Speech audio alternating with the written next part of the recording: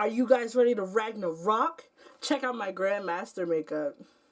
You want to see my champion?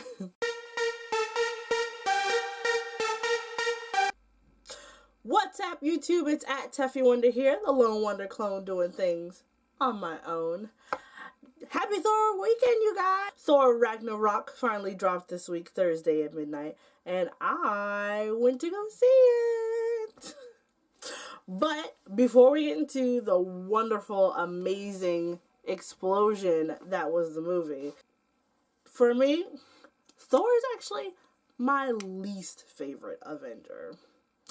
And before we get into the movie, I want to break down why. One of the biggest problems I have with Thor is that he's stupid. He's stupid. Like, how are you like 1,000 years old and dumber than a bag of hammers? I don't get it.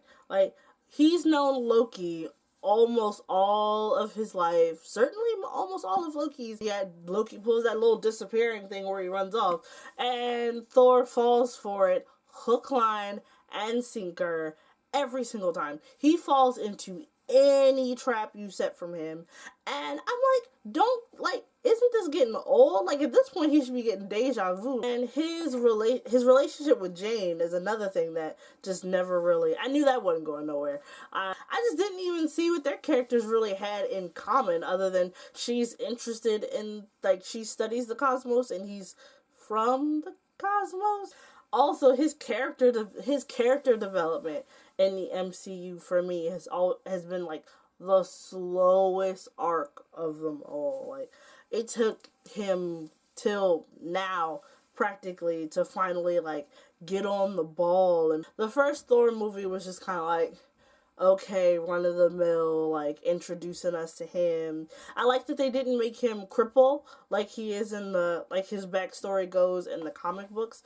But as far as like the turnaround about him actually like learning a lot, just it hasn't been there. Like, sure, he learned to be more humble and like not to seek out war as much, but he still, to me, always still seemed kind of high on himself. Like, who goes around calling himself mighty? And that at the end of Thor: The Dark World, like, he didn't realize that that Loki was Odin, and that like you don't feel the change in energy and presence and charisma like different from your dad. Like, seriously, bro? Seriously? Those were decent, but Thor: The Dark World for me was not like totally memorable.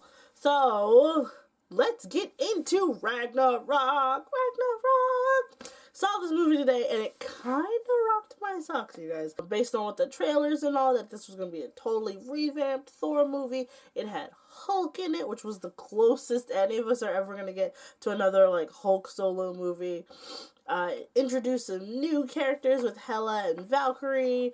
Heimdall has dreads now. Like, what? So, I was hyped like the rest of y'all. Although, I will say, in the back of my mind, I was like, this movie about to be low-key trash. However, I will say, I was not let down. This movie was hot fire, you guys. If there's one thing that this movie did not do, it did not take itself seriously, like, almost at all. Thor was funny. He was funny and charismatic and actually kind of witty. He definitely wasn't the whole, I take myself, like, I'm kind of high on myself and I take myself super seriously. Like, it wasn't like that at all.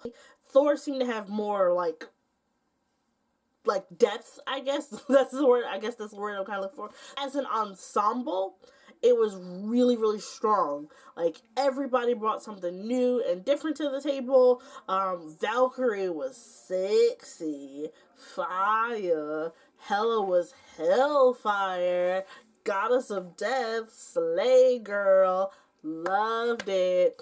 Loki was, they actually managed for me to do something that I hadn't seen from Loki in about, well, since the first Thor movie, but they actually kind of really humanized him here. Like, he and Thor had a couple of moments where they definitely spoke openly and truthfully to each other about their past and about how they really felt about each other.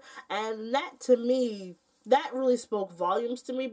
With the way that they shot Ragnarok and the tone of the film, it really made those like poignant, like brother moments between Loki and Thor really stand out. Cannot let this video end without talking about Bruce Banner. He is fantastic. I love Mark Ruffalo, and I was the first one to shit on Mark Ruffalo when they first announced that he was going to be cast as the Hulk in the first Avengers movie, and ever since then I have been his champion. His Hulk Bruce Banner combo in this movie delivered. Like, even like with the Hulk's dulled intellect, he was still sharp and funny, and the Hulk was still really human. Even though he's this larger than life guy, he still brought it down. Like, he could still bring it down to a human level and be like really get in your face.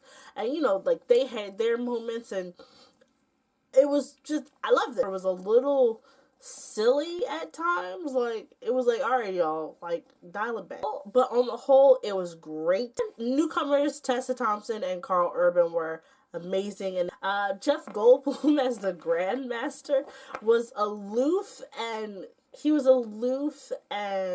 funny, and yet you knew he would kill you at the drop of the hat, and I loved it. And that's my spoiler-free take on my least favorite Avengers' newest adventure movie, Thor Ragnarok. It's out in theaters now. I deeply implore you guys to go see it. I literally at one point was slapping my knee laughing. It's a really good time had by all. One last thing I want to say about the ending though, is they do the ending's a little vague, and yet at the same time you're just like, oh my god. And you just know it's going right into that fight with Thanos and all. But that's another video for another day. Don't forget to like and subscribe. Follow me on Instagram and Twitter. I'm @TuffyWonder. Hey, let me know what you think about Thor Ragnarok down in the comment section. Is this the best movie ever? Or maybe just the best Thor movie ever? Let me know what you guys think down below. This has been your Daily Dose of Clone. See you guys next time.